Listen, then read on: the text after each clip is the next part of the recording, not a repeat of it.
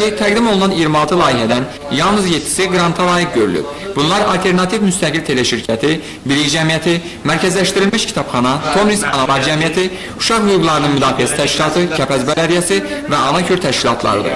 Xatırladaq ki, qrant proqramının maksimum miqdarı 4000 ABŞ dolları həcmindədir. Qonaqlar proqramda iştirak edən bir neçə təşkilat və idarələrə baş çəkdilər. İlk görüş Kəpəz Bələdiyyəsində oldu.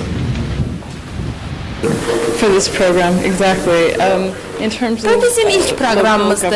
İstəyirik ki, nəinki Azərbaycanda, ümumiyyətlə Qafqazda görəcəyimiz işləri genişləndirək.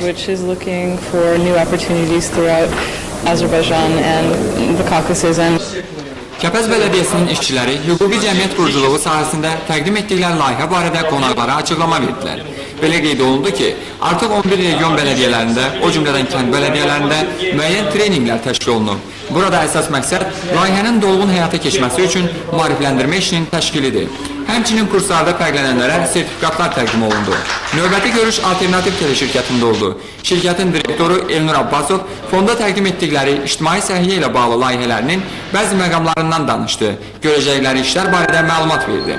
Təşkilat və idarələrdə keçirilən görüşlərdən sonra qonaqları Gəncə şəhər İcra Hakimiyyəti başçısının humanitar işlər üzrə müavini Arif Qaziyev qəbul etdi. O bildirdi ki, regionda bir sıra problemlər mövcuddur. Bunun üçün dövlət və qeyri-dövlət sektorlarının birgə fəaliyyəti səmərəli nəticələr verə bilər.